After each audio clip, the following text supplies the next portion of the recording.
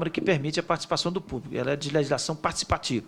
Então, em algum momento, depois das exposições também, a gente pode abrir o espaço para alguma manifestação. Com a palavra, o subtenente Éder. Bom dia a todas e todos. Em que pese a ter sido justificada pelo deputado e presidente, deputado subtenente Gonzaga, justificar a ausência do nosso presidente, o cabo Lotim, que encontra-se, neste momento, também numa audiência pública na Comissão de Constituição e Justiça do Senado, em que debate-se também a segurança pública. Quero aqui cumprimentar o doutor Lucas Azevedo, representante da CONAMP, meu amigo Pedro Queiroz, presidente da Aspramesse, que também se deslocou do Ceará e veio aqui participar deste debate, demonstrando a sua responsabilidade para com os policiais e bombeiros militares daquele Estado, que, em que pese ser objeto de uma ação civil pública, veio a Brasília defender o interesse da categoria policial e bombeiro militar. Parabéns a você por essa coragem, pelo enfrentamento, e até mesmo porque essa casa é uma casa de debate. Também cumprimentar o amigo e companheiro, o coronel Miller, representando a FENEM, que também entende o alcance de uma ação civil pública dessa natureza, em que pode ensejar uns desdobramentos assim inimagináveis, incalculáveis. Não se trata de um STF, mas, se a gente fosse fazer uma analogia, algo de uma repercussão geral. Então, poderíamos, como disse o deputado subtenente Gonzaga, estender-se aos demais estados. Não é o que assim desejamos e queremos. Cumprimentar meu amigo coronel Gouveia, que representa aqui o Conselho Nacional dos Comandantes Gerais.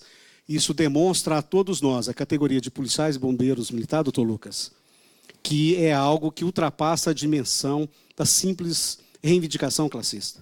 Então, aqui estão os representantes do Conselho Nacional dos Comandantes Gerais, que representam os 27 comandantes gerais das PMs e 27 comandantes gerais dos Corpos de Bombeiros, a Associação de Oficiais, que é representado pela FENEM, as associações do Estado local, representada pelo Pedro Queiroz, e temos aqui também o nosso doutor Marcelo Azevedo, que é representante da Federação Nacional dos Policiais Rodoviários Federais. Não estão nesse instante conosco, por conta de outra agenda, o doutor Robalim, que é presidente da NPR, um grande parceiro. O amigo Luiz Baldens, que é presidente da FENAPEF, porque estão com evento, inclusive, internacional aqui em Brasília. Então, feitas essas considerações, eu acho que é importante, doutor Azevedo, em que pese termos todo o entendimento, quem somos nós para ensinarmos a missa ao vigário.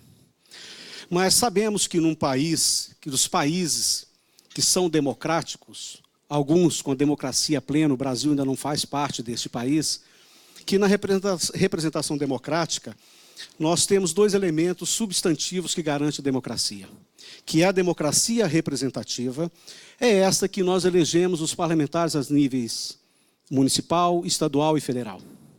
Mas temos uma outra ferramenta que ela é muito pouco difundida e ela é muito pouco debatida, inclusive no nosso campo, que é a democracia participativa.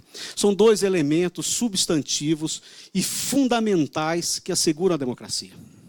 E eu vejo e entendo que as entidades de classe, todas elas, e os sindicatos eu não vou abordar, Azevedo, porque tem um preceito constitucional que não é objeto disso. E desde já agradeço o apoio da FENAPRF a essa nossa demanda, mas sinta-se contemplado no gênero, quando eu abordar as questões relacionadas à reivindicação, porque sindicato é uma coisa, associação é outra. Então, quando nós nos organizamos em entidades de classe, nós estamos exercendo esse papel fundamental da democracia participativa. Nós costumamos dizer e reafirmamos aqui, os nossos posicionamentos, eles são contrapontos ao Estado. Porque institucionalmente, em nome das polícias e corpos de bombeiros militares, falam seus comandos, falam os secretários de segurança dos seus estados. E nós somos aquele que damos vazão aos anseios dos trabalhadores, através desse elemento fundamental que é a participação democrática nossa. E é claro que quando nós discutimos aqui uma ação civil pública, o Ministério Público, a instituição, aqueles que impetraram essa ação, que ajuizaram essa ação, também tem conhecimento disso. Ele tem conhecimento dos elementos, dos pilares basilares de uma democracia. É claro que nós sabemos também que quando as entidades de classe promovem algum movimento reivindicatório, ele atinge, sim, muitas das vezes, não diretamente a sociedade, mas ele atinge interesses políticos. Como bem disse o senhor, e eu fico extremamente feliz em ouvir que é o Ministério Público, é o que a gente sempre espera dele, que é um grande parceiro, que ele não se curve aos desígnios políticos e que cumpra o seu papel, até porque nós, enquanto policiais, seja no exercício das funções e principalmente no exercício das funções, é a quem devemos obediência do ponto de vista de que o Ministério Público é o fiscal da ação policial. Então, isso não nos causa qualquer melindre. Nós entendemos o papel do Ministério Público. Sem qualquer ataque à pessoa e à honra, eu só sinto frustrado em não estar aqui os representantes do Ministério Público que ajuizaram essa ação, porque aqui nós estamos fazendo um debate, a dialética, um debate democrático. E talvez conhecer um pouquinho mais, para além daquelas ações que foram fatos concretos, entender algo para além daquela ação propriamente dita. Então, se estivesse aqui, não teria ataques pessoais, até porque não nos cabe isso. Aqui é um local de debate. Estaríamos usando da dialética para entender todo. Entender e ouvi-los também. É fundamental isso. Em que pese nós já podemos tê-los ouvido através da ação civil pública, nos fatos ali narrados, mas aqui seria um local de debate que nos propiciaria isso, algo para além da ação civil pública. E fico feliz com a participação da CONAMP, e vou aqui uma inconfidência, e eu não posso deixar de fazê-lo, e se o comprometer eu já peço desculpa, mas, enfim, agradecer ao doutor Elísio e à doutora Norma, porque quando nós soubemos dessa ação civil pública, o gabinete integrado, nós procuramos o doutor Elísio, ele de pronto e imediato, não refutou em absolutamente nada, se colocou à disposição, ele e a doutora Norma, tanto é que o senhor se faz presente representando a CONAMP. Isso demonstra a capacidade que nós temos para além daquilo que é previsto nas nossas normas legais. Os senhores também são uma associação, entende o alcance da reivindicação, que ele ultrapassa essa dimensão de ser meramente corporativistas e classistas. E aí pode ser que os nossos representantes do Ministério Público do Estado do Ceará não tenham conhecimento, e não devem tê-lo também. É impossível. Mas a ANASPR, a Associação dos Policiais, de oficiais e praças de todos os estados, são grandes parceiros do Ministério Público. Posso aqui causar uma nova celeuma, mas fomos grandes parceiros quando da PEC 37. Nós estamos aqui ombreados lado a lado para tentar impedir e barrar democraticamente dentro dessa casa de leis aquela tentativa de opressão de uma única carreira de profissionais de segurança pública sobre todos os outros. E nós somos grandes parceiros. Nós somos parceiros entendendo que ainda, se nós formos discutir num foro próprio, que a lei de abuso de autoridade, nós somos os mais vitimizados por ela, inclusive por membros do Ministério Público. Mas nós estamos juntos contra a lei de abuso de autoridade. Porque se fôssemos agora atuar em razão de qualquer revanchismo, em razão desta ação civil pública, nós passaríamos do outro lado agora, mas não é o caso, a gente entende. Eu também cometo atos falhos. A ANASPR comete, a FENEM comete, enfim, o CNCG, a ANEBS, porque nós defendemos, e em dado momento, o foco que nós temos diante de uma determinada ação nos permite enxergar todo um todo. Então, a gente entende essa ação do Ministério Público, mas também espera uma reflexão para além da ação civil pública, porque somos parceiros, e assim o queremos. Existe, assim, esse ano, em abril, o STF, ele, num agravo extraordinário, 654432, apreciando o tema 541, e aí eu chamo a atenção, porque ele determinou, inclusive, viu, Marcelo, você sabe melhor do que ninguém disso, que a todo o conjunto do artigo 144 é vedada a greve. Mas estabeleceu também que o Poder Judiciário deve ser partícipe na contenda nessas questões em que não há em que há a reivindicação classista e o poder público, no caso executivo. Então, quando o Ministério Público vem com a ação civil pública pedindo pela extinção, ele está, a meu juízo, data máxima vênia, desconsiderando esse preceito de abril, que legitima as entidades, porque se não legitimasse, ele não me mandava para fazer uma ação junto ao Poder Judiciário. Então, ele está reconhecendo, o STF, ele reconhece, na sua decisão, que as entidades são legítimas para reivindicar. Veda a greve, é fato. A nós não precisa dizer, a nós militares, né, o coronel Gouveia, já é vedado, é preceito constitucional. Como disse o próprio doutor Lucas, quando nós vamos fazer um movimento, seja ele paredista, reivindicação, nós sabemos que cada um vai sofrer na pele à medida da sua culpabilidade. Nós todos sabemos disso.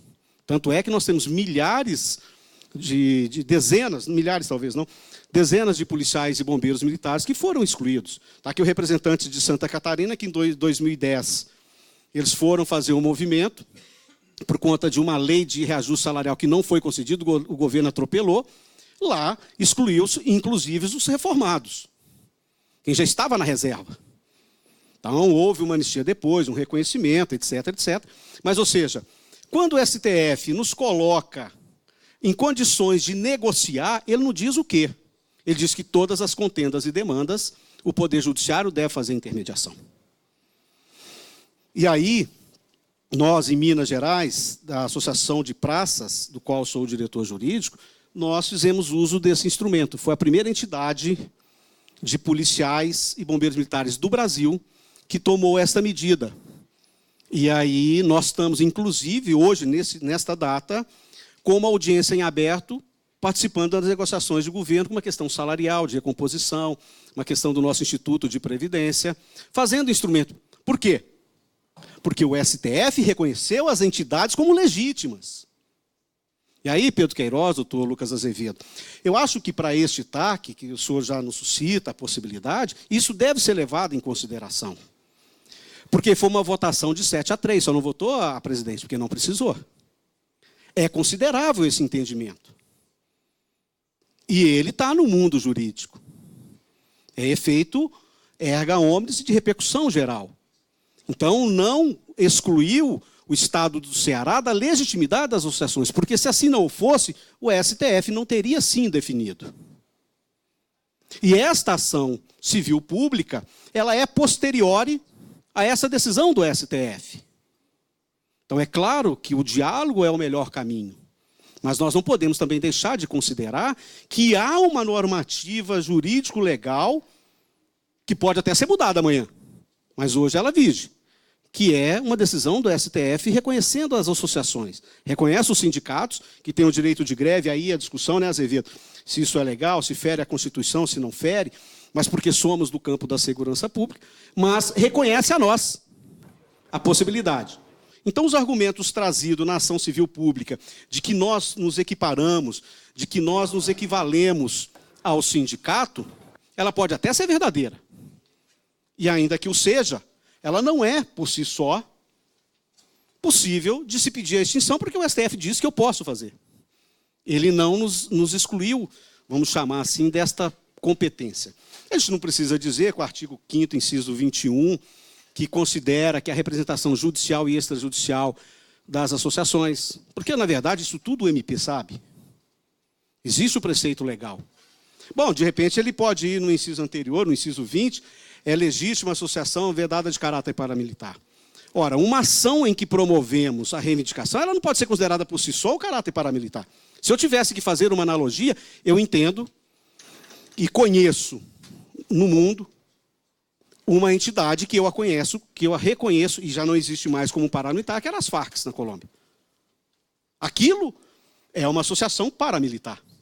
As nossas associações de oficiais e praças não têm caráter paramilitar. Porque, evidentemente, que o direito, né, eu aprendi com uma grande amiga chamada doutora Ivete, que o direito é uma xícara de duas asas. Se eu quiser um parecer, quiser procurar de um lado, eu vou defendê-lo até a morte. É uma tese. Se eu quiser uma outra, eu vou numa antítese, lado oposto. Que o judiciário está para elidir esse conflito de entendimentos. Mas eu fico muito feliz, doutor Lucas, e agradeço ao senhor, agradeço ao doutor Elisa, à doutora Norma, aos demais integrantes da CONAMP, por essa fala que o senhor nos trouxe. Eu confesso que vinha para cá com muita preocupação. E principalmente pela ausência dos nossos representantes do Ministério Público que propuseram essa ação. Eu acho que nós teremos oportunidade de conversar, ouvir os argumentos dele. Assim, se nós tivermos condições de ir ao Estado do Ceará e sentar para entender a lógica. Não, claro, pois não. Só conceder só em que pese regimentalmente não ter a parte, mas o nosso amigo aqui merece. Obrigado, subtenente Éder Martins.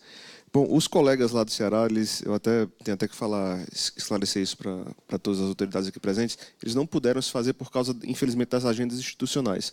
Mas nós teremos